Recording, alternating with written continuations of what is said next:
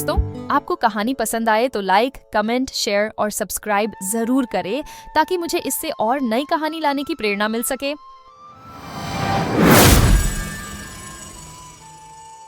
बहुत पहले की बात है। मध्य प्रदेश के एक छोटे से गांव सूरजपुर में एक इज्जतदार किसान साहूकार रहते थे, जिनका नाम था लाला रघुवीर सिंह। गांव में उनकी बड़ी प्रतिष्ठा थी। जब भी कोई गांव का बड़ा फैसला होता तो लाला रघुवीर सिंह की सलाह अवश्य ली जाती थी। उनके पास अच्छी खासी जमीन थी, करीब 50 बीघा। खेतों में गेहूं, बाजरा और सरसों की फसलें लहलहाती रहती थीं। घर में मवेशियों का बड़ा तबेला था।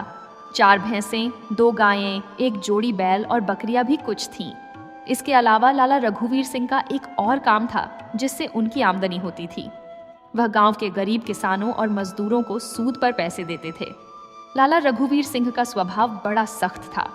वह एक एक पैसे का हिसाब रखते थे और किसी पर भी कोई रियायत नहीं करते थे। जब कोई कर्जदार सूद चुकाने में देर करता तो वह उससे सख्ती से पेश आते। मगर इतना सब होने के बाद भी उनमें एक खूबी थी। वह बेईमानी से बिल्कुल नफरत करते थे। अपने जीवन में कभी किसी को धोखा नहीं दिया था और न ही कभी झूठ बोला था। गांव वाले उनकी इस ईमानदारी को मानते थे, भले ही उनकी सख्ती से सब डरते थे। लाला रघुवीर सिंह के घर में उनकी पत्नी सरोज देवी थी। सरोज देवी एक सीधी सादी, घर संभालने वाली और थोड़ी रूढ़िवादी महिला थी। वह सुबह उठकर सबसे पहले तुलसी के पौधे को जल चढ़ाती, फिर रसोई में जुट जाती। उनका पूरा दिन घर के कामों में ही बीत जाता। खाना बनाना, मवेशियों का ध्यान रखना, दूध का काम देखना और अपनी इकलौती बेटी पायल को समझाना। सरोज देवी को हमेशा यह चिंता लगी रहती थी कि कहीं उनकी बेटी गलत रास्ते पर न चली जाए। वह पुरानी मान्यताओं को मानने वाली स्त्री थीं और चाहती थीं कि पायल भी उन्हीं मर्यादाओं में रहे। और अब बात आती है उनकी इकलौती बेटी पायल की। पायल उनकी आंखों का तारा थी, उनके बुढ़ापे का एकमात्र सहारा। दरअसल रघुवीर सिंह के 2 बेटे भी थे, मगर बचपन में ही बीमारी की वजह से दोनों चल बसे थे। यह दुख इतना गहरा था कि सरोज देवी कभी कभी रात में चुपचाप रो पड़ती थीं। उन दोनों बेटों की मृत्यु के बाद से पायल ही उनके जीवन का केंद्र बन गई थी। रघुवीर सिंह भले ही बाहर से सख्त दिखते थे, मगर पायल के सामने वह पिघल जाते थे। हालांकि वह अपने इस प्यार को छुपाने की कोशिश करते रहते थे। पायल का स्वभाव बड़ा ही मनमोहक था। वह चंचल थी, हंसमुख थी और गांव की सबसे खूबसूरत लड़कियों में से एक थी। उसके लंबे काले बाल, बड़ी बड़ी आंखें और गालों पर प्राकृतिक लालिमा सब मिलाकर उसे एक अलग ही आभा देते थे। मगर पायल सिर्फ खूबसूरती का नाम नहीं थी। उसके दिल में दूसरों के लिए बहुत दया थी। जब भी कोई भिखारी घर के दरवाजे पर आता, पायल चुपचाप रसोई से रोटी लेकर उसे दे देती। जब कभी गांव में किसी की मुसीबत होती, पायल अपनी माँ से कहती, माँ उन्हें कुछ तो दे दो, बहुत परेशान हैं। मगर पायल में एक और खूबी थी जो उसे अलग बनाती थी। वह बड़ी जिद्दी थी। जब उसने कोई बात ठान ली तो फिर उसे पूरा करके ही छोड़ती थी। बचपन में एक बार उसने अपने पिता से कहा था कि उसे गुड़िया चाहिए। रघुवीर सिंह ने मना कर दिया तो पायल 3 दिन तक खाना पीना छोड़कर बैठ गई थी। आखिरकार रघुवीर सिंह को हार माननी पड़ी और बाजार से सबसे अच्छी गुड़िया लानी पड़ी। यह घटना घर में आज भी याद की जाती थी और सरोज देवी कहती थीं, यह लड़की तो बचपन से ही अपनी मर्जी की मालकिन रही है। पायल की उम्र अब 16 साल की हो चुकी थी।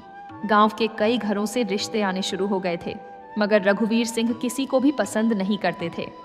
कोई उन्हें पर्याप्त पढ़ा लिखा नहीं लगता, कोई आर्थिक रूप से मजबूत नहीं दिखता, तो किसी के चरित्र पर उन्हें शक होता।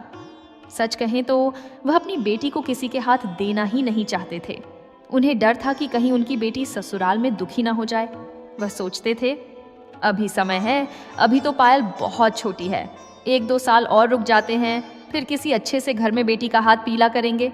मगर किस्मत को कुछ और ही मंजूर था। नियति ने पायल के जीवन में एक ऐसे मोड़ की योजना बना रखी थी जिसकी कल्पना न तो रघुवीर सिंह कर सकते थे और न ही सरोज देवी। गांव के दूसरे छोर पर रहने वाला एक गरीब मजदूर और उसका बेटा, यह दोनों बहुत जल्द उनके जीवन का अभिन्न हिस्सा बनने वाले थे। सूरजपुर गांव में जिंदगी बड़ी सीधी सादी थी। सुबह होते ही खेतों में काम शुरू हो जाता, दोपहर को लोग आराम करते और शाम को फिर से अपने अपने कामों में लग जाते। रात में चौपाल पर बैठकर गांव के बुजुर्ग हुक्का पीते और पुराने किस्से सुनाते। औरतें अपने घरों में बैठकर सुई धागा का काम करती और गीत गुनगुनाती। बच्चे गलियों में खेलते कूदते। सब कुछ बड़ा शांत, बड़ा सरल था। मगर इसी शांति के बीच एक तूफान आने वाला था। एक ऐसा तूफान जो एक गरीब युवक और एक साहूकार की बेटी के बीच प्रेम की अनोखी कहानी लेकर आएगा। यह कहानी सिखाएगी कि सच्चा प्रेम सामाजिक भेदभाव, आर्थिक दूरी और परिवार के विरोध को भी पार कर सकता है। यह कहानी बताएगी कि ईमानदारी और मेहनत के सामने दौलत भी सिर झुका देती है। और यह कहानी साबित करेगी कि नियति के लिखे को कोई नहीं मिटा सकता। यहीं से शुरू होती है सूरजपुर के लाला रघुवीर सिंह के घर की इकलौती बेटी पायल और गांव के एक गरीब मजदूर के बेटे मोहन की अनोखी प्रेम कहानी। एक ऐसी कहानी जो आपको रुलाएगी, हंसाएगी और अंत में आपके दिल को छू जाएगी। सुबह की पहली किरण जब सूरजपुर गांव में फैली तो चिड़ियों की चहचहाहट के साथ ही गांव में जिंदगी भी जाग उठी। लाला रघुवीर सिंह बहुत जल्दी उठने वाले इंसान थे। अभी सूरज पूरी तरह से निकला भी नहीं था कि वह अपने खेतों की ओर निकल पड़े। आज उन्हें बाजरे के खेत में निराई का काम करवाना था। साथ में 4-5 मजदूर भी थे जिन्हें वह रोज की मजदूरी देते थे। खेत गांव से करीब 2 कोस दूर था, इसलिए रघुवीर सिंह ने सोचा कि दोपहर का खाना वहीं खेत पर ही खाया जाएगा। इधर घर में सरोज देवी सुबह सुबह से रसोई में जुट गई थी। उन्होंने पहले तो अपने पति और मजदूरों के लिए खाने का इंतजाम करना था। उन्होंने बड़े जतन से 8 मोटी मोटी बाजरे की रोटियां बनाई। साथ में सूखी आलू की सब्जी भी तैयार की, प्याज, हल्दी, मिर्च और जीरे के तड़के वाली। एक बड़ा प्याज भी काट कर रख दिया। फिर एक मिट्टी के मटके में ताज़ा मट्ठा भरा जो दोपहर की तपती धूप में प्यास बुझाने के काम आएगा। सब कुछ एक पुराने कटोरदान में व्यवस्थित तरीके से रख दिया। कटोरदान को एक मोटे कपड़े में बांधकर तैयार कर दिया। अब यह सब खाना खेत तक कौन पहुंचाए? सरोज देवी ने अपनी बेटी पायल को आवाज लगाई। पायल, ओ पायल, कहाँ हो तुम? पायल अपने कमरे में बैठी थी और खिड़की से बाहर देख रही थी। उसकी आंखों में कुछ सपने से तैर रहे थे। माँ की आवाज सुनकर वह झटके से बाहर आई। हाँ माँ, बुलाया? सरोज देवी ने कटोरदान की ओर इशारा करते हुए कहा। बेटी, यह खाना तेरे बापू को खेत पर पहुंचा आ। वह और मजदूर दोपहर में भूखे होंगे। देखना, सीधे खेत की ओर जाना, रास्ते में कहीं रुकना मत। रास्ते में जंगल का हिस्सा भी आता है, सियार या कोई जानवर डर लगता है। और हाँ, जल्दी वापस आ जाना, समझी? पायल ने हंसते हुए कहा। माँ, तुम भी? मैं छोटी बच्ची नहीं हूँ कि कोई सियार मुझे खा जाएगा। ठीक है, मैं चली जाती हूँ। मगर पायल के मन में उस समय अपने बापू की भूख की नहीं, बल्कि किसी और की चिंता थी। वह सोच रही थी, वहां खेत पर मोहन भी तो काम कर रहा होगा, वह भी तो भूखा होगा। मजदूरों को तो बस सूखी रोटी और मट्ठा मिलता है।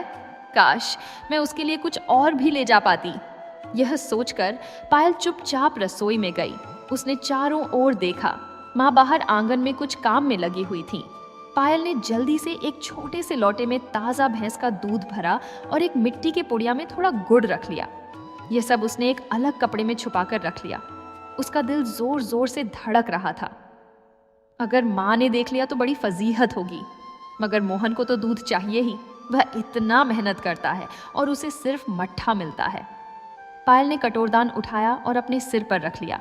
दूध और गुड़ वाली पोटली उसने अपनी साड़ी के पल्लू में छुपा ली। माँ को आवाज देते हुए बोली, माँ, मैं निकल रही हूँ, शाम तक आ जाऊंगी। सरोज देवी ने दूर से ही हाथ हिलाते हुए कहा, जा बेटी, ध्यान रखना, और सुन, किसी अजनबी से बात मत करना। पायल मुस्कुराई और चल पड़ी। गांव की गलियों से होकर वह खेतों की ओर बढ़ने लगी। रास्ते में उसे कई लोग मिले। कोई खेत जा रहा था, कोई गाय भैंस लेकर चल रहा था। सब पायल को देखकर मुस्कुरा देते। अरे पायल बिटिया, कहाँ जा रही हो इतनी सुबह सुबह?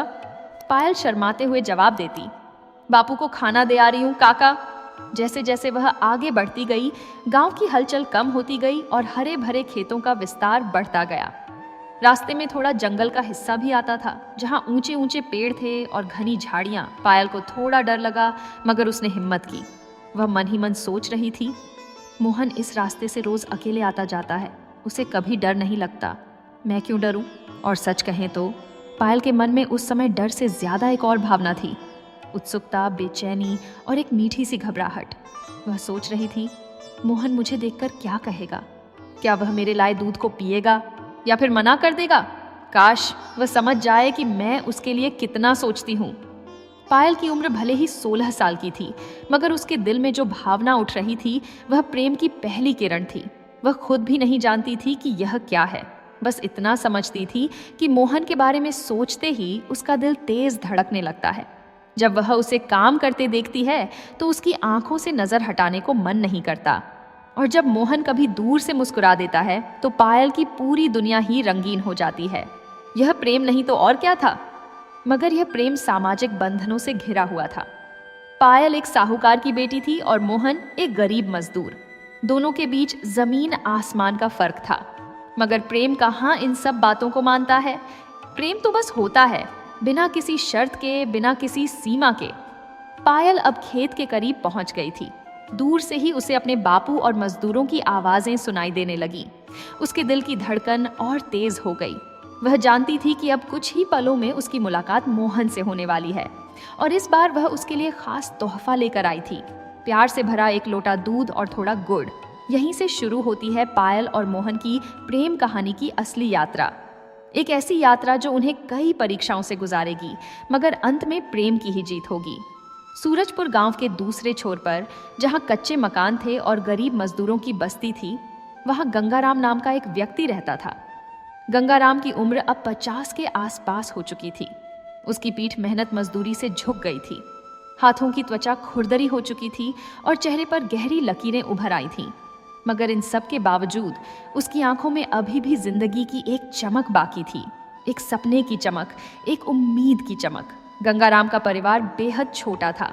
उसकी पत्नी कमला एक साधारण सीधी सादी महिला थी जो दिन भर घर के कामों में लगी रहती थी, और उनका बेटा मोहन 18 साल का युवक जो न केवल बेहद मेहनती था बल्कि देखने में भी बहुत सुंदर था। मोहन की आंखें बड़ी बड़ी थीं, चेहरे पर मासूमियत थी और शरीर पर मेहनत की मजबूती।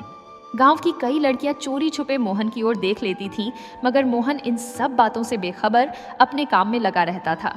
गंगाराम के पास अपनी एक भी कूड़ जमीन नहीं थी। एक कूड़ जमीन यानी एक छोटा सा टुकड़ा भी नहीं जिसे वह अपना कह सके। वह बचपन से ही दूसरों के खेतों में मजदूरी करता आ रहा था। कभी किसी के खेत में बुवाई करता, कभी किसी के यहाँ कटाई, कभी निराई तो कभी गहाई। दिन भर हाड़ तोड़ मेहनत करता और शाम को थोड़े से सिक्के लेकर घर लौटता। उसकी रोज की मजदूरी 5 रुपए थी, बस 5 रुपए, जिसमें से 3 रुपए रोज के खाने में ही निकल जाते थे। मगर गंगाराम ने कभी हार नहीं मानी। उसने अपने मन में एक सपना पाल रखा था, अपनी खुद की जमीन खरीदने का सपना। वह जानता था कि एक किसान के लिए जमीन मां की तरह होती है। जमीन ही उसकी असली पूंजी है, उसकी इज्जत है, उसकी पहचान है। और इसी सपने को पूरा करने के लिए गंगाराम ने बरसों से पेट काट काट कर पैसे बचाना शुरू किया था। कल्पना कीजिए, 5 रुपए की रोज की मजदूरी में से 3 रुपए खाने में निकल जाते थे, बाकी 2 रुपए बचते थे। इन 2 रुपयों में से कुछ कपड़ों पर खर्च होता, कुछ बीमारी में, कुछ त्योहारों में। मगर गंगाराम ने ठान लिया था कि चाहे कुछ भी हो, हर महीने कम से कम 20-30 रुपये तो बचाने ही हैं। कमला भी अपने पति के सपने को समझती थी। वह कभी अपने लिए नए कपड़े नहीं मंगाती थी, त्योहारों में भी कम से कम खर्च करने की कोशिश करती थी। मोहन भी बचपन से ही समझदार था। वह कभी अपने पिता से कुछ मांगता नहीं था। इस तरह धीरे धीरे बूंद बूंद करके गंगाराम ने 1500 इकट्ठा कर लिए थे। यह पैसा उसने एक पुराने मिट्टी के घड़े में छुपा रखा था, जिसे वह अपने कमरे के एक कोने में जमीन में गाड़े रखता था। रात में जब सब सो जाते तो वह चुपचाप उस घड़े को निकालता, पैसे गिनता और खुश होकर फिर से छुपा देता। हर बार पैसे गिनते समय उसकी आंखों में सपने तैरने लगते। बस थोड़ा और, बस थोड़ा और, फिर मैं अपनी जमीन खरीद लूंगा, फिर मैं किसी के खेत में मजदूरी नहीं करूंगा, अपने ही खेत में काम करूंगा। और अब उसके सपने पूरे होने का समय आ गया था। गांव के एक बूढ़े किसान कल्लू काका के पास 3 बीघा जमीन थी।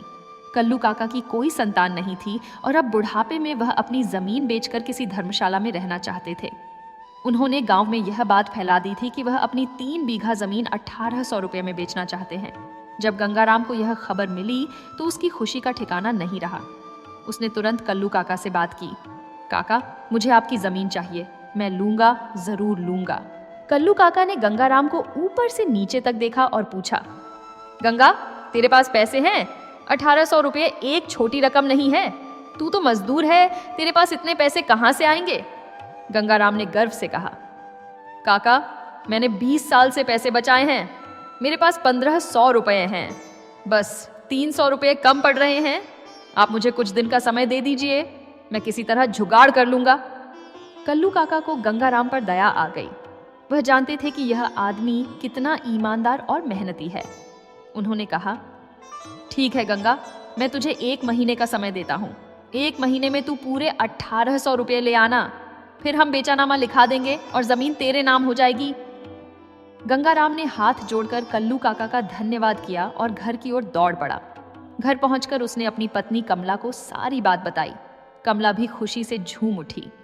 अरे वाह, आखिरकार हमारे सपने पूरे होने वाले हैं, मगर 300 रुपये कहाँ से लाओगे? गंगाराम का चेहरा थोड़ा गंभीर हो गया। उसने सोचा, 1 महीने में 300 रुपये बचाना तो असंभव है। मजदूरी से तो पेट ही मुश्किल से भर पाता है, 300 रुपये कहाँ से आएंगे? फिर उसके दिमाग में एक विचार आया, मगर उस विचार से उसे डर भी लगा। अगर मैं किसी साहूकार से सूद पर पैसे लूं तो? मगर साहूकार से पैसे लेना मतलब सूद का जाल। गंगाराम जानता था कि गांव में लाला रघुवीर सिंह सबसे बड़े साहूकार हैं। वह तो सूद पर पैसे देते हैं, मगर उनका सूद भी कम नहीं है। फिर भी जमीन खरीदने के लिए यह जोखिम उठाना होगा। गंगाराम ने सोचा, चलो मैं और मोहन दोनों मिलकर मेहनत करेंगे, कुछ महीनों में सूद चुका देंगे। यह सोचकर गंगाराम ने अगले दिन का इंतजार किया। अगली सुबह वह अपने बेटे मोहन को भी साथ लेकर लाला रघुवीर सिंह के घर की ओर चल पड़ा। रास्ते में मोहन ने पूछा, बापू आप इतने परेशान क्यों दिख रहे हो? गंगाराम ने लंबी सांस ली और बोला, बेटा हमें साहूकार से पैसे उधार लेने होंगे। मुझे अपनी जमीन के सपने को पूरा करना है, मगर सूद का जाल बड़ा खतरनाक होता है। एक बार उसमें फंस गए तो निकलना मुश्किल हो जाता है। मोहन ने अपने बाप का हाथ पकड़ा और कहा, बापू आप चिंता मत करो, मैं आपके साथ हूं। हम दोनों मिलकर मेहनत करेंगे और सूद चुका देंगे। आपका सपना जरूर पूरा होगा। गंगाराम की आंखों में आंसू आ गए। उसे अपने बेटे पर गर्व था।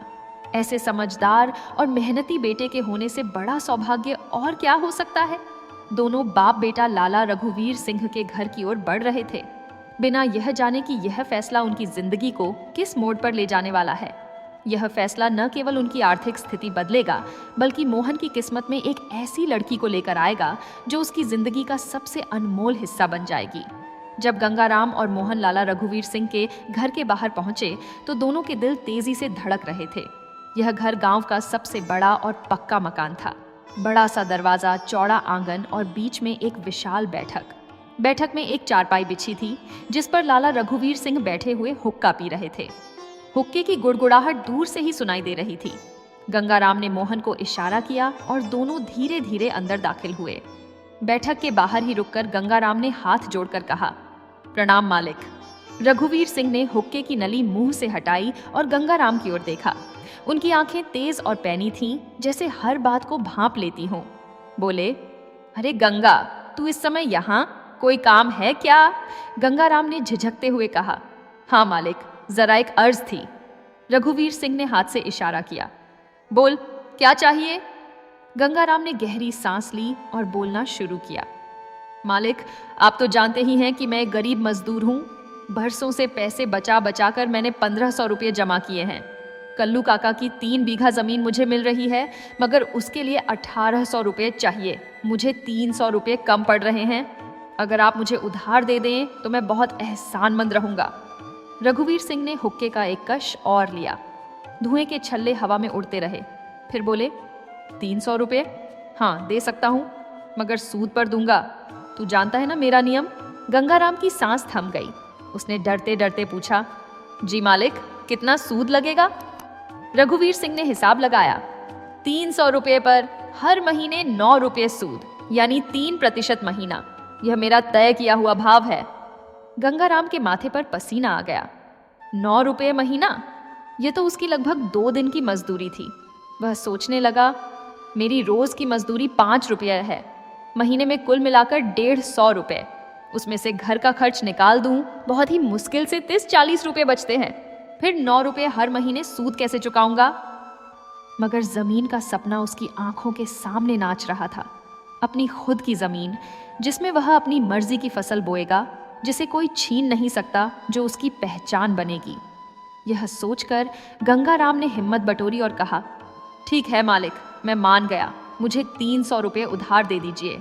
रघुवीर सिंह ने एक कागज मंगवाया और उस पर लिखवाया। गंगाराम ने लाला रघुवीर सिंह से 300 रुपये उधार लिए, जिस पर हर महीने 9 रुपये सूद देना होगा। अगर सूद नहीं दिया गया तो मूलधन पर सूद जुड़ता रहेगा। गंगाराम ने कांपते हाथों से अंगूठा लगाया। रघुवीर सिंह ने 300 रुपये गिनकर उसके हाथ में रख दिए। गंगाराम ने वह पैसे लिए और हाथ जोड़कर बाहर निकल आया। अगले दिन गंगाराम ने कल्लू काका को पूरे 1800 रुपये दे दिए और बेचानामा लिखवा लिया। अब वह 3 बीघा जमीन उसकी अपनी थी। खुशी का ठिकाना नहीं था। उसने मोहन को गले लगाया और कहा, बेटा, आखिरकार हमारी अपनी जमीन हो गई। अब हम अपने खेत में काम करेंगे। मगर खुशी जल्दी ही चिंता में बदल गई। महीने का अंत आया तो गंगाराम को 9 रुपये सूद देने थे। उसने अपनी सारी बचत निकाली, केवल 5 रुपये। बाकी 4 रुपये कहाँ से लाए? उसने किसी तरह पड़ोसी से उधार लिया और 9 रुपये रघुवीर सिंह को दे दिए। अगले महीने फिर वही समस्या। गंगाराम का घर का खर्च, बीज खरीदने का खर्च, खेती के औजार, सब मिलाकर 9 रुपये महीना सूद देना बहुत मुश्किल हो गया। तीसरे महीने में कमला बीमार पड़ गई। दवाई में पैसे खर्च हुए और सूद नहीं चुका पाया। रघुवीर सिंह ने सख्ती से कहा, गंगा, तूने सूद नहीं दिया, अब यह 9 रुपये मूलधन में जुड़ जाएंगे। अब तेरा कर्ज 309 रुपये हो गया। इस तरह महीना दर महीना सूद बढ़ता गया। 1 साल बीतते बीतते गंगाराम का कर्ज 400 रुपये हो गया। वह परेशान हो गया। उसकी समझ में नहीं आ रहा था कि वह इस जाल से कैसे निकलेगा। एक दिन बिल्कुल टूट चुका गंगाराम फिर से रघुवीर सिंह के पास गया। इस बार उसकी आंखों में आंसू थे। बोला, मालिक, मैं आपका कर्ज नहीं चुका पा रहा हूँ। मेरे पास अब और कोई रास्ता नहीं बचा। एक गुजारिश है। रघुवीर सिंह ने पूछा, बोल, क्या चाहिए? गंगाराम ने सिर झुकाकर कहा, मालिक, मेरे बेटे मोहन को अपने यहाँ मजदूरी पर रख लीजिए। उसकी जो भी मजदूरी बनेगी उसे आप सूद में काट लीजिए। यही एक रास्ता बचा है। रघुवीर सिंह ने मोहन को देखा। मोहन जवान, मजबूत और मेहनती दिखता था। उन्हें घर में एक और मजदूर की जरूरत भी थी। बोले, ठीक है, मैं मोहन को रख लेता हूँ।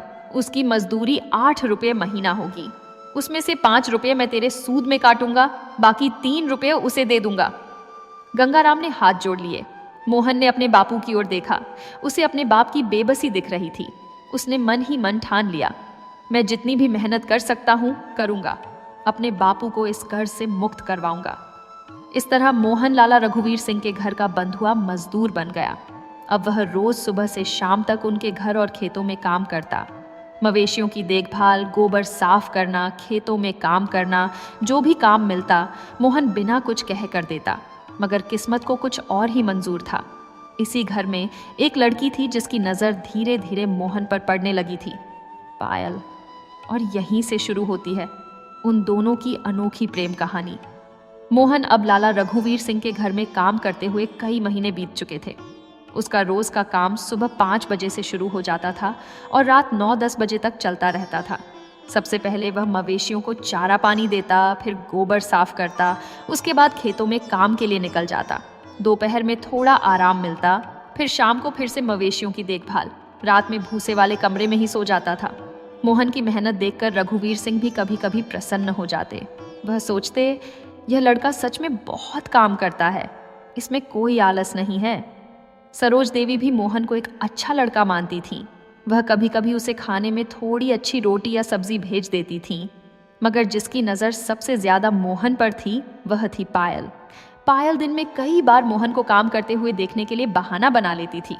कभी कहती, माँ, मुझे गौशाला में जाना है, भैंस का दूध देखना है। कभी कहती, माँ, मुझे भूसे वाले कमरे से कुछ सामान लाना है। और इस तरह वह चोरी छुपे मोहन की एक झलक देख लेती थी। एक दिन दोपहर का समय था। गर्मी बहुत तेज थी और पूरा गांव आराम कर रहा था। मोहन भूसे के कमरे में एक पुरानी चटाई पर सोया हुआ था। उसके चेहरे पर मेहनत की थकान साफ दिख रही थी। पायल चुपचाप अंदर आई और मोहन को सोते देखकर रुक गई। उसने सोचा, यह कितना मेहनत करता है बेचारा, दिन भर काम करता रहता है और सोने को भी ठीक से जगह नहीं मिलती। पायल के मन में दया उमड़ आई। उसने धीरे से पास रखे एक पुराने पंखे को उठाया और मोहन के ऊपर झलने लगी। हवा की ठंडक से मोहन को आराम मिलने लगा। थोड़ी देर बाद मोहन की नींद खुल गई। उसने आंखें खोलीं तो देखा कि पायल उसके सिर के पास बैठी है और पंखा झल रही है। मोहन चौंक कर उठ बैठा।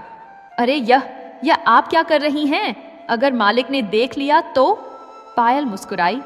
डरो मत, बापू इस समय बाजार गए हैं और माँ रसोई में हैं, कोई नहीं देखेगा। मोहन ने सिर झुकाकर कहा। फिर भी यह ठीक नहीं है। आप साहूकार की बेटी हैं और मैं एक मजदूर। अगर किसी ने देख लिया तो मेरी तो खैर नहीं। पायल ने पंखा नीचे रखा और मोहन की ओर देखते हुए बोली, मोहन, मैं तुमसे कुछ पूछना चाहती हूँ। मोहन घबराया। जी पूछिए।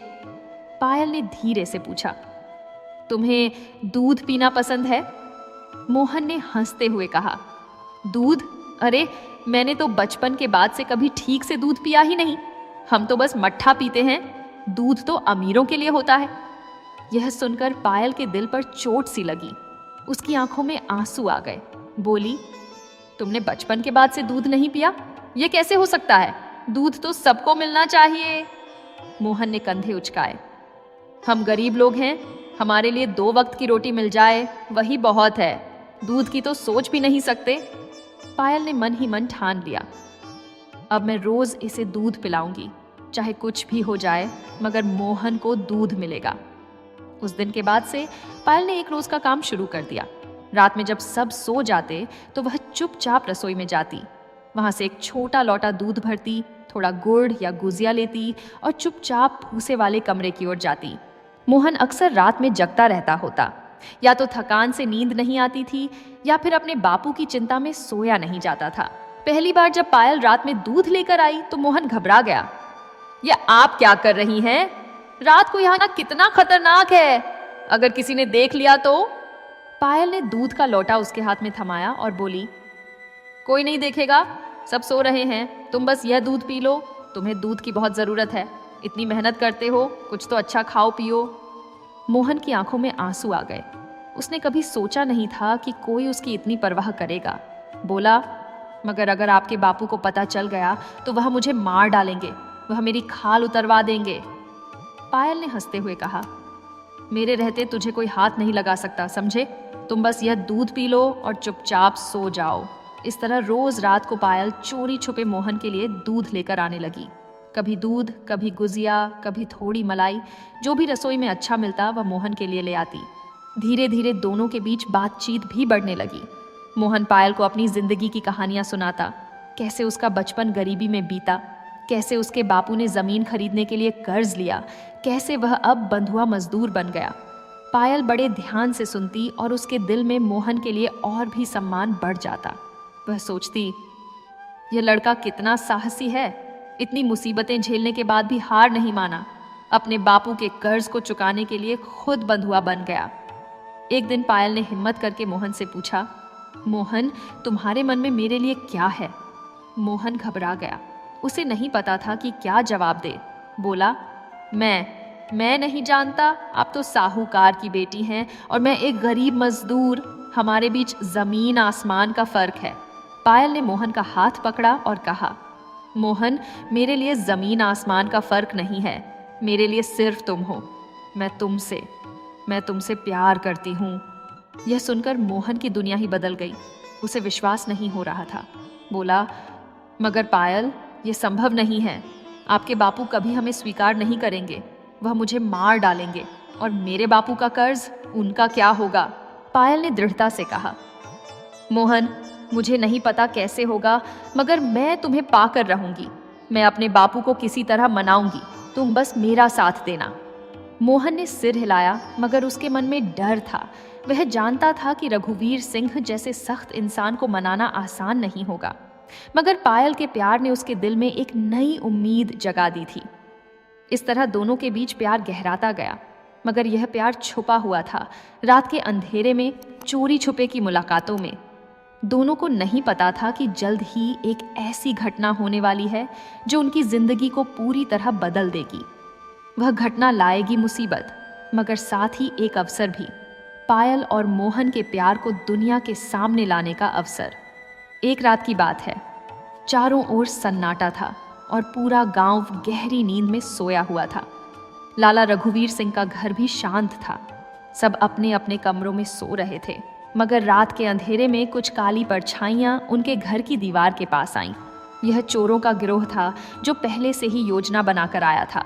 पायल ने दृढ़ता से कहा, मोहन, मुझे नहीं पता कैसे होगा, मगर मैं तुम्हें पाकर रहूंगी। मैं अपने बापू को किसी तरह मनाऊंगी, तुम बस मेरा साथ देना। मोहन ने सिर हिलाया, मगर उसके मन में डर था। वह जानता था कि रघुवीर सिंह जैसे सख्त इंसान को मनाना आसान नहीं होगा, मगर पायल के प्यार ने उसके दिल में एक नई उम्मीद जगा दी थी। इस तरह दोनों के बीच प्यार गहराता गया, मगर यह प्यार छुपा हुआ था, रात के अंधेरे में, चोरी छुपे की मुलाकातों में। दोनों को नहीं पता था कि जल्द ही एक ऐसी घटना होने वाली है जो उनकी जिंदगी को पूरी तरह बदल देगी। वह घटना लाएगी मुसीबत, मगर साथ ही एक अवसर भी, पायल और मोहन के प्यार को दुनिया के सामने लाने का अवसर। एक रात की बात है, चारों ओर सन्नाटा था और पूरा गांव गहरी नींद में सोया हुआ था। लाला रघुवीर सिंह का घर भी शांत था, सब अपने अपने कमरों में सो रहे थे, मगर रात के अंधेरे में कुछ काली परछाइयां उनके घर की दीवार के पास आईं। यह चोरों का गिरोह था जो पहले से ही योजना बनाकर आया था। चोरों ने बड़ी सावधानी से घर की पिछली दीवार में छेद लगाना शुरू किया। एक एक ईंट को धीरे धीरे हटाते गए ताकि आवाज न हो। करीब 2 घंटे की मेहनत के बाद दीवार में एक बड़ा छेद बन गया। फिर वे एक एक करके अंदर घुस गए। अंदर घुसते ही उन्होंने पहले रसोई का रुख किया, वहां से कुछ बर्तन और खाने का सामान उठाया। फिर वे आगे बढ़े और एक कमरे में पहुंचे जहां सरोज देवी के कपड़े और गहनों की अलमारी थी। चोरों ने अलमारी तोड़ी और अंदर से कपड़े निकाल लिए, मगर असली खजाना उन्हें तब मिला जब उन्होंने एक पुराने लकड़ी के बक्से को देखा जो अलमारी के कोने में रखा हुआ था। यह बक्सा भारी था। चोरों ने जल्दी से उसे उठाया और बाहर निकल भागे। उन्हें पता था कि इस बक्से में जरूर कुछ कीमती होगा। सुबह होते होते वे गांव से बहुत दूर जा चुके थे।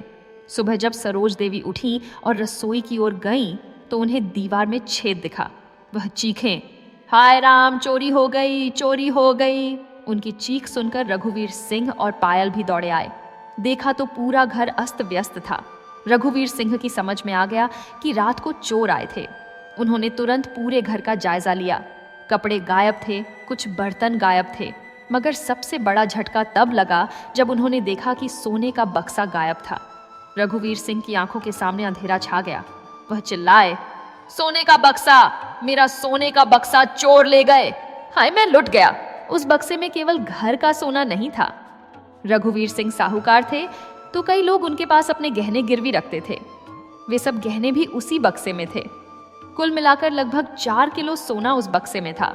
घर के गहने, गिरवी के गहने, सब कुछ। रघुवीर सिंह छाती पीट पीट कर रोने लगे।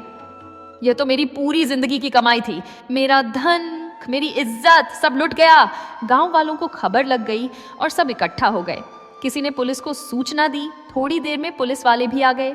उन्होंने जांच पड़ताल शुरू की, मगर कोई सुराग नहीं मिला। चोर बहुत चालाक थे और कोई निशान नहीं छोड़े थे। उधर मोहन सुबह की पहली किरण के साथ ही अपने काम में लग गया था। उसे रात की चोरी के बारे में तब पता चला जब उसने घर में शोर सुना। वह भी दौड़ा आया और सारा माजरा समझ गया। उसे अपने मालिक पर बहुत दया आई। दिन भर घर में हंगामा रहा। शाम तक पुलिस वाले कुछ पूछताछ करके चले गए, मगर कोई उम्मीद नहीं थी कि सोना वापस मिलेगा। रघुवीर सिंह बिल्कुल टूट चुके थे। वह बैठक में बैठे हुक्का पी रहे थे, मगर उनके चेहरे पर दुख साफ दिखता था। अगली सुबह मोहन अपने रोजमर्रा के काम में लगा था। उसे रसोई में दूध रखना था। जब वह रसोई में पहुंचा तो उसने देखा कि एक कोने में एक पुराना टूटा हुआ लकड़ी का बक्सा पड़ा है। मोहन को लगा कि यह फेंकने वाला सामान है। उसने सोचा, यह बक्सा यहाँ क्यों पड़ा है, चलो इसे भूसे के कमरे में रख देता हूँ। मोहन ने बिना किसी से पूछे वह बक्सा उठाया और भूसे वाले कमरे में फेंक दिया। दिन भर काम में व्यस्त रहने के कारण उसे उस बक्से की याद भी नहीं रही। शाम को जब मोहन थोड़ा खाली हुआ तो उसने सोचा, चलो देखता हूं कि वह बक्सा क्या है। उसने बक्से को उठाया। बक्सा बंद था, मगर ताला टूटा हुआ था। मोहन ने बक्सा खोला और जैसे ही अंदर देखा, उसकी सांस रुक गई। अंदर सोने के गहनों का ढेर था। हार, कंगन, झुमके, अंगूठियां, सब कुछ चमक रहा था। मोहन की आंखें फटी की फटी रह गईं। उसने तुरंत बक्सा बंद कर दिया और चारों ओर देखा। किसी ने देखा तो नहीं।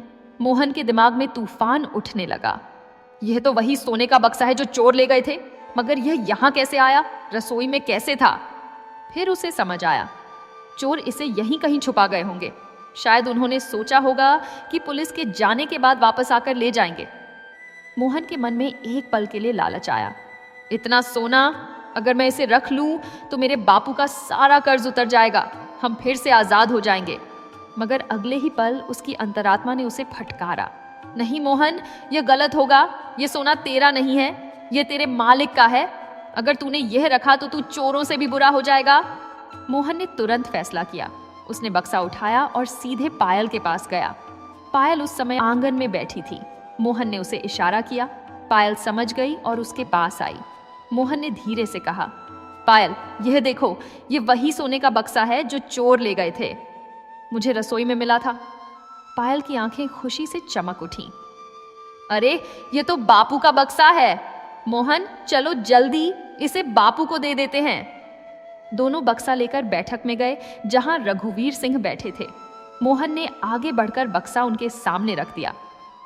मालिक, यह आपका सोने का बक्सा है, मुझे रसोई में मिला था। रघुवीर सिंह को विश्वास नहीं हुआ। उन्होंने बक्सा खोला और अंदर देखा। सब कुछ वैसे का वैसा था। उनकी आंखों में आंसू आ गए। बोले, मोहन, तूने मेरी जान बचा ली बेटा। यह बक्सा अगर नहीं मिलता तो मैं बर्बाद हो जाता। तू इसे रख भी सकता था, मगर तूने ईमानदारी से मुझे लौटा दिया। रघुवीर सिंह ने उसी समय पूरे गांव को बुलवाया और सबके सामने घोषणा की, मोहन ने मेरा सोना लौटाया है। आज से उसका और उसके बाप गंगाराम का सारा कर्ज माफ और मोहन की मजदूरी भी बढ़ाकर 15 रुपए महीना कर देता हूँ। गांव वाले मोहन की ईमानदारी की तारीफ करने लगे। गंगाराम को जब यह खबर मिली तो वह खुशी से रो पड़ा। उसका बेटा न केवल ईमानदार था, बल्कि उसने पूरे परिवार को कर्ज से मुक्त करा दिया था। मगर कहानी यहीं खत्म नहीं होती। यह तो बस शुरुआत थी, क्योंकि किस्मत को कुछ और ही मंजूर था। एक और चोरी, एक और परीक्षा, और इस बार मोहन की ईमानदारी उसे और भी बड़ा इनाम दिलाने वाली थी। पहली चोरी की घटना के बाद रघुवीर सिंह की चिंता और बढ़ गई थी। भले ही सोना वापस मिल गया था, मगर उनके मन में एक डर घर कर गया था। अगर चोर फिर आए तो क्या होगा? उन्होंने सोचा कि इस बार सोने के बक्से को घर के अंदर रखना खतरनाक है। चोर एक बार तो असफल हो गए, मगर दोबारा कोशिश कर सकते हैं। रघुवीर सिंह ने एक योजना बनाई। उन्होंने सोचा, अगर मैं इस बक्से को किसी ऐसी जगह छुपाऊं जहां कोई सोच भी नहीं सकता, तो शायद सुरक्षित रहेगा। उनकी नज़र भूसे के कमरे पर पड़ी। वह कमरा बड़ा था और उसमें ढेर सारा भूसा भरा रहता था। उन्होंने सोचा, इस भूसे के बीच कौन सोना ढूंढेगा? एक रात जब सब सो रहे थे, रघुवीर सिंह चुपचाप उठे। उन्होंने सोने का बक्सा उठाया और भूसे के कमरे में गए। वहां उन्होंने भूसे के ढेर के सबसे ऊपर छत के पास एक छोटी सी जगह में बक्सा छुपा दिया। भूसा इतना ज्यादा था कि बक्सा बिल्कुल नजर नहीं आ रहा था। रघुवीर सिंह संतुष्ट होकर वापस सोने चले गए। अगले दिन से रोज की तरह काम शुरू हो गया। मोहन भी अपने काम में लगा रहता था। वह रोज भूसे के कमरे में जाता, मवेशियों के लिए भूसा निकालता और उन्हें खिलाता। कुछ दिन बीत गए और सब कुछ सामान्य चल रहा था। मगर एक दिन जब मोहन भूसा निकाल रहा था तो उसे ऊपर की ओर कुछ चमकता हुआ दिखा। उसने ध्यान से देखा तो पता चला कि वह वही सोने का बक्सा था। मोहन चौंक गया। यह बक्सा यहाँ क्या कर रहा है? मालिक ने इसे यहाँ क्यों छुपाया? फिर उसे समझ आया, ओह, मालिक को चोरों का डर है, इसलिए उन्होंने बक्से को यहाँ छुपा दिया है। मगर मोहन को एक और चिंता हुई। मगर यह जगह भी सुरक्षित नहीं है। अगर चोर फिर से आए और इस कमरे में भी आ गए तो? ये बक्सा तो ऊपर ही रखा है, कोई भी देख सकता है। मोहन ने सोचा, मुझे इस बक्से को और सुरक्षित जगह छुपाना होगा। उसने चारों ओर देखा, किसी ने देखा तो नहीं। फिर उसने भूसे के ढेर के नीचे जमीन में एक गड्ढा खोदना शुरू किया। थोड़ी मेहनत के बाद एक अच्छा गड्ढा तैयार हो गया। मोहन ने बक्से को उस गड्ढे में रख दिया और ऊपर से मिट्टी से ढक दिया। फिर उसने भूसा बराबर कर दिया। अब बक्सा पूरी तरह छुप गया था। मोहन ने सोचा, अब यह बिल्कुल सुरक्षित है। जब मालिक को जरूरत होगी, मैं उन्हें बता दूंगा कि मैंने इसे और सुरक्षित जगह रखा है। मगर किस्मत को कुछ और ही मंजूर था। कुछ दिन बाद फिर से वही चोरों का गिरोह गांव में लौटा। उन्हें पता था कि पहली बार सोना उन्हें नहीं मिल सका। इस बार उन्होंने और बड़ी योजना बनाई। एक रात जब पूरा गांव सो रहा था, चोर फिर से आए। इस बार उन्होंने भूसे के कमरे की दीवार में छेद लगाई। उन्होंने सोचा, पहली बार घर के अंदर नहीं मिला तो शायद साहूकार ने सोना कहीं बाहर छुपाया होगा। चोर अंदर घुसे और पूरे भूसे को बिखेरना शुरू कर दिया। वे हर जगह ढूंढ रहे थे, मगर उन्हें कुछ नहीं मिला। दरअसल बक्सा तो जमीन के नीचे गड्ढे में था। भूसे में ढूंढने से वह कैसे मिलता? चोर निराश होकर खाली हाथ चले गए। सुबह जब मोहन भूसे के कमरे में आया तो उसने दीवार में छेद देखी। उसका दिल बैठ गया। वह तुरंत समझ गया कि चोर फिर आए थे। उसने जल्दी से उस जगह को देखा जहां उसने बक्सा गाड़ा था। शुक्र है वह सुरक्षित था। मोहन ने राहत की सांस ली, मगर उसने यह बात किसी को नहीं बताई। वह सोच रहा था, अभी सही समय नहीं है, पहले देखता हूं कि मालिक क्या करते हैं। जब रघुवीर सिंह को छेद के बारे में पता चला तो वे दौड़े दौड़े भूसे के कमरे में आए। उन्होंने ऊपर की ओर देखा जहां उन्होंने बक्सा छुपाया था। वहां कुछ नहीं था। उनका चेहरा सफेद पड़ गया। वे चिल्लाए, हाय राम, तो इस बार तो सच में चोर मेरा सोना ले गए। उन्होंने पूरे भूसे को उलटना पलटना शुरू कर दिया, मगर बक्सा कहीं नहीं मिला। रघुवीर सिंह छाती पीट पीट कर रोने लगे। मैं लुट गया, मैं बर्बाद हो गया, मेरा सब कुछ चला गया। सरोज देवी भी रोने लगी। पायल परेशान होकर इधर उधर देख रही थी। पूरे घर में कोहराम मच गया। गांव के लोग फिर इकट्ठा हो गए। पुलिस को भी बुलाया गया। रघुवीर सिंह रोते हुए कह रहे थे, भूसे के कमरे में चोर घुसे तो जरूर उन्होंने सोना ढूंढ लिया होगा। मैंने बक्सा यहीं छुपाया था, मगर अब वह नहीं है। इस बार तो सब कुछ खत्म हो गया। मोहन सब कुछ सुन रहा था। वह जानता था कि सोना सुरक्षित है, मगर वह सोच रहा था, अगर मैं अभी बता दूं तो मालिक खुश हो जाएंगे। मगर उसकी नज़र पायल पर पड़ी। पायल भी उसकी ओर देख रही थी। दोनों की आंखों में एक अजीब सा भाव था। पायल धीरे से मोहन के पास आई और फुसफुसाई, मोहन, तुम्हें पता है ना कि सोना कहाँ है? मोहन ने सिर हिलाया। हाँ, मुझे पता है, मैंने उसे सुरक्षित जगह छुपाया है। पायल की आंखों में एक चमक आई। उसने कहा, मोहन, शायद यह हमारा मौका है। यह वह समय है जब हम अपने प्यार को सबके सामने ला सकते हैं। मोहन समझ नहीं पाया। तुम क्या कह रही हो पायल? पायल ने मुस्कुराते हुए कहा, बस मेरी बात मानो, अभी कुछ मत बताना, सही समय आने दो। मोहन ने पायल पर भरोसा किया और चुप रहा। वह नहीं जानता था कि पायल के दिमाग में क्या योजना चल रही है, मगर उसे विश्वास था कि जो भी हो, पायल उसके भले के लिए ही सोच रही होगी। इस तरह दूसरी चोरी की घटना ने रघुवीर सिंह के घर में फिर से हड़कंप मचा दिया। मगर इस बार कहानी में एक नया मोड़ आने वाला था। एक ऐसा मोड़ जो मोहन और पायल की किस्मत हमेशा के लिए बदल देने वाला था। भूसे के कमरे के बाहर पूरा गांव इकट्ठा हो गया था। लोगों की भीड़ थी और सब आपस में बातें कर रहे थे। कोई कह रहा था, बेचारे लाला जी, 2 बार चोरी हो गई। कोई कह रहा था, इस बार तो सोना गया, अब तो लाला जी बर्बाद हो जाएंगे। रघुवीर सिंह बीच में खड़े थे और छाती पीट पीट कर रो रहे थे। उनकी आंखों में आंसू थे और आवाज कांप रही थी। बोले, मेरा सब कुछ लुट गया। 4 किलो सोना था उस बक्से में, घर का सोना, गिरवी रखे गहने, सब कुछ। अब मैं गांव वालों को क्या मुंह दिखाऊंगा? जिन्होंने मुझ पर भरोसा करके अपने गहने गिरवी रखे थे, उन्हें क्या जवाब दूंगा? सरोज देवी भी रो रही थी। वे बार बार कह रही थीं, हे भगवान, यह क्या हो गया? इतनी बड़ी मुसीबत, अब हम क्या करेंगे? रघुवीर सिंह ने हाथ जोड़कर सबसे कहा, भाइयों, मुझे माफ कर देना, मैं आपके गहने सुरक्षित नहीं रख पाया, मैं बर्बाद हो गया। वे फिर से रोने लगे। इस बार तो मोहन भी नहीं बचा सकता। पहली बार तो उसने बक्सा लौटाया था, मगर इस बार तो सच में चोर ले गए। मैं खुद ही चुपचाप छुपा कर रख आया था। मोहन को भी नहीं पता था कि बक्सा कहाँ है। अब कोई उम्मीद नहीं बची। यह सुनकर गांव वालों के चेहरे उतर गए। सब निराश हो गए। कुछ लोग मोहन को भी देख रहे थे, जो एक कोने में चुपचाप खड़ा था। मोहन का चेहरा गंभीर था, मगर वह कुछ बोल नहीं रहा था। तभी पायल आगे आई। उसके चेहरे पर एक अजीब सा आत्मविश्वास था। उसकी आंखों में एक चमक थी। वह सीधे अपने बापू के पास गई और धीरे से बोली, बापू। रघुवीर सिंह ने रोते हुए देखा। क्या है बेटी, तू भी रो रही है? हाँ बेटी, रो ले, तेरे बापू की इज्जत मिट्टी में मिल गई। पायल ने उनका हाथ पकड़ा और कहा, बापू रोइए मत, शायद आपका सोना मिल सकता है। रघुवीर सिंह ने चौंक कर देखा। क्या कहा? सोना मिल सकता है? कैसे? तुझे पता है कहाँ है? पायल ने मोहन की ओर इशारा करते हुए कहा। मुझे नहीं, मगर शायद मोहन को पता हो। सबकी नजरें मोहन की ओर घूम गईं। मोहन घबरा गया। उसे समझ नहीं आ रहा था कि पायल क्या कर रही है। पायल ने उसे इशारे से बुलाया। मोहन धीरे धीरे आगे आया। रघुवीर सिंह ने उम्मीद भरी नजरों से मोहन को देखा। मोहन बेटा, क्या तुझे सच में पता है कि सोना कहाँ है? मोहन ने धीरे से सिर हिलाया। उसने पायल की ओर देखा, जैसे पूछ रहा हो, मैं क्या करूं? पायल ने उसे हिम्मत देने के लिए मुस्कुरा दी। रघुवीर सिंह की आंखों में फिर से उम्मीद की किरण जगी।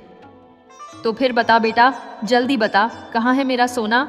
मगर पायल ने बीच में कहा, रुकिए बापू, पहले आप मुझे वचन दीजिए। रघुवीर सिंह चौंके। वचन? कैसा वचन? पायल ने दृढ़ता से कहा, बापू, मैं बताऊंगी कि सोना कहाँ है, मगर उससे पहले आप मुझे वचन दीजिए कि जो मैं मांगूंगी वह आप मुझे देंगे। रघुवीर सिंह थोड़ा हिचकिचाए। मगर बेटी, तू ऐसा क्यों कह रही है? पहले बता तो सही कि सोना कहाँ है। पायल ने जिद करते हुए कहा, नहीं बापू, पहले वचन दीजिए, पूरे गांव को गवाह बनाकर वचन दीजिए कि जो मैं मांगूंगी वह आप मुझे देंगे। गांव के बुजुर्गों ने बीच में कहा, लाला जी, बेटी की बात मान लीजिए, वचन तो दे ही दीजिए, आखिर यह आपकी अपनी बेटी है, कुछ गलत नहीं मांगेगी। रघुवीर सिंह ने सोचा, चलो बेटी है, जो भी मांगेगी वह तो मैं दे ही दूंगा, और अगर सोना मिल जाए तो मैं कुछ भी कर सकता हूँ। उन्होंने पूरे गांव को गवाह बनाकर कहा, ठीक है बेटी, मैं वचन देता हूँ, पूरे गांव की उपस्थिति में कहता हूँ, तू जो भी मांगेगी मैं तुझे दूंगा। अब बता, मेरा सोना कहाँ है? पायल की सांस तेज हो गई। यह वह पल था जिसका उसने इंतजार किया था। वह धीरे धीरे मोहन की तरफ बढ़ी और उसका हाथ पकड़ लिया। पूरी भीड़ में सन्नाटा छा गया। सब आश्चर्य से देख रहे थे। पायल ने मोहन का हाथ पकड़े हुए अपने बापू की ओर देखा और बोली, बापू, आपने पूरे गांव के सामने वचन दिया है। अब सुनिए, यह मोहन ही आपका असली सोना है। इससे ज्यादा कीमती कोई सोना नहीं हो सकता। जो 2 बार आपका खजाना बचाए, जो इतना ईमानदार हो, जो इतना मेहनती हो, वह सोने से भी ज्यादा कीमती है। बापू, पहले आप मुझे वचन दीजिए कि इस सोने को, यानी मोहन को, आप मेरे नाम कर देंगे, फिर मैं बताऊंगी कि आपका सोने का बक्सा कहाँ है। यह सुनते ही पूरी भीड़ में हलचल मच गई। लोग आपस में फुसफुसाने लगे, अरे ये क्या हो रहा है? पायल बिटिया मोहन से, लाला की बेटी और एक मजदूर? मगर मोहन तो अच्छा लड़का है। रघुवीर सिंह स्तब्ध रह गए। उनके मुंह से आवाज ही नहीं निकल रही थी। सरोज देवी के हाथ से पल्लू गिर गया। मोहन शर्म से सिर झुकाए खड़ा था। उसे विश्वास नहीं हो रहा था कि पायल ने इतनी हिम्मत कैसे कर ली। पायल ने फिर कहा, बापू, आपने वचन दिया है, अब आप मुक्कर नहीं सकते। पूरा गांव गवाह है। मैं मोहन से प्यार करती हूँ और मैं उससे ही शादी करूंगी। इससे अच्छा लड़का आपको कहीं नहीं मिलेगा, और अगर आप अपना वचन निभाएंगे तो मैं आपको बताऊंगी कि आपका सोना कहाँ है। गांव के बुजुर्गों ने बीच में कहा, लाला जी, वचन तो वचन होता है, आपने सबके सामने कहा था, और मोहन सच में अच्छा लड़का है, ईमानदार, मेहनती, ऐसा दामाद तो हर कोई चाहेगा। रघुवीर सिंह कुछ पल के लिए चुप रहे। उनके दिमाग में तूफान चल रहा था। एक तरफ उनका वचन था, दूसरी तरफ समाज की मर्यादा।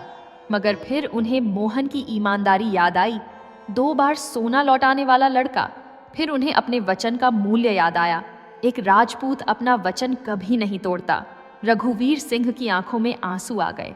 वे धीरे धीरे मुस्कुराए और बोले, पायल, तूने तो आज मेरा दिल जीत लिया बेटी। तूने सच कहा। मोहन जैसा ईमानदार, मेहनती और सुंदर लड़का मेरा दामाद बन जाए, इससे बड़ा सौभाग्य क्या होगा। हाँ बेटी, मैं अपना वचन निभाता हूँ। मैं मोहन को तेरे नाम करता हूँ। आज से वह मेरा दामाद है। पूरी भीड़ में तालियां गूंज उठीं। लोग खुशी से चिल्लाने लगे, वाह लाला जी, वाह, मोहन की ईमानदारी की जीत हुई, प्यार की जीत हुई। मोहन की आंखों में भी आंसू आ गए। उसने रघुवीर सिंह के पैर छुए। रघुवीर सिंह ने उसे गले लगा लिया और कहा, बेटा, तूने मुझे 2 बार बचाया, अब तू मेरा बेटा है। फिर रघुवीर सिंह ने कहा, अच्छा, अब बताओ मेरा सोने का बक्सा कहाँ है। मोहन ने सबको भूसे के कमरे में बुलाया। पूरी भीड़ उसके पीछे पीछे चल पड़ी। सब जानना चाहते थे कि सोना आखिर कहाँ छुपा है। मोहन ने भूसे के कोने की ओर इशारा किया और कहा, मालिक, जब मैंने देखा कि आपने बक्सा भूसे के ऊपर रखा है तो मुझे चिंता हुई कि वह सुरक्षित नहीं है, कोई भी देख सकता है, इसलिए मैंने उसे और सुरक्षित जगह छुपाने का फैसला किया। मैंने यहाँ ज़मीन में एक गड्ढा खोदा और बक्से को उसमें दफन कर दिया, फिर ऊपर से भूसा बराबर कर दिया। चोर आए भी तो उन्हें कुछ नहीं मिला, क्योंकि बक्सा तो ज़मीन के नीचे था। यह कहते हुए मोहन ने भूसा हटाना शुरू किया। थोड़ी देर में जमीन में बनाया गया गड्ढा दिखने लगा। मोहन ने मिट्टी हटाई और अंदर से वही सोने का बक्सा निकाला। रघुवीर सिंह की आंखें चमक उठीं। उन्होंने बक्सा खोला। सब कुछ वैसे का वैसा था। एक एक गहना, एक एक सिक्का, सब सुरक्षित। रघुवीर सिंह की खुशी का ठिकाना नहीं रहा। वे मोहन को गले लगाकर रोने लगे। बेटा, तूने फिर से मेरी जान बचा ली। तू सच में सोने से भी कीमती है। गांव वाले मोहन की समझदारी और ईमानदारी की तारीफ करने लगे। कोई कह रहा था, इतना सोना सामने होते हुए भी इसने नहीं लिया, कितना ईमानदार है। कोई कह रहा था, ऐसे लड़के तो अब मिलते नहीं। रघुवीर सिंह ने तुरंत पूरे गांव के सामने घोषणा की, भाइयों, आज से मोहन मेरा दामाद है। 1 महीने बाद मैं धूमधाम से पायल और मोहन का विवाह करूंगा। और यह भी घोषणा करता हूं कि मोहन अब मजदूर नहीं, बल्कि इस घर का होने वाला मालिक है। मेरी सारी जायदाद, मेरे सारे खेत, सब कुछ एक दिन मोहन और पायल के नाम होगा। सबने तालियां बजाईं। मोहन और पायल की आंखों में खुशी के आंसू थे। दोनों ने एक दूसरे की ओर देखा और मुस्कुरा दिए। उनका प्यार आखिरकार जीत गया था। गंगाराम और कमला को जब यह खबर मिली तो वे भी दौड़े आए। गंगाराम ने अपने बेटे को गले लगाया और कहा, बेटा, मुझे तुझ पर गर्व है। तूने अपनी ईमानदारी से यह सब हासिल किया। रघुवीर सिंह ने गंगाराम से कहा, गंगा भाई, अब हम रिश्तेदार हैं। तुम्हारा कर्ज तो पहले ही माफ था, मगर अब तुम मेरे समधी हो। तुम्हारी इज्जत मेरी इज्जत है। अगले 1 महीने में पूरा गांव विवाह की तैयारियों में लग गया। रघुवीर सिंह ने कोई कमी नहीं रखी। सबसे अच्छे कपड़े, सबसे अच्छा खाना, सबसे अच्छा आयोजन, सब कुछ भव्य था। मोहन को नए कपड़े पहनाए गए, उसे घोड़े पर बिठाया गया और बारात निकाली गई। विवाह का दिन आया। पूरा गांव उत्सव में डूबा हुआ था। पायल दुल्हन के जोड़े में बहुत खूबसूरत लग रही थी और मोहन दूल्हे के वेश में बहुत सुंदर। जब दोनों ने 7 फेरे लिए तो सबकी आंखों में खुशी के आंसू थे। विवाह के बाद मोहन अब रघुवीर सिंह के घर का दामाद बन गया।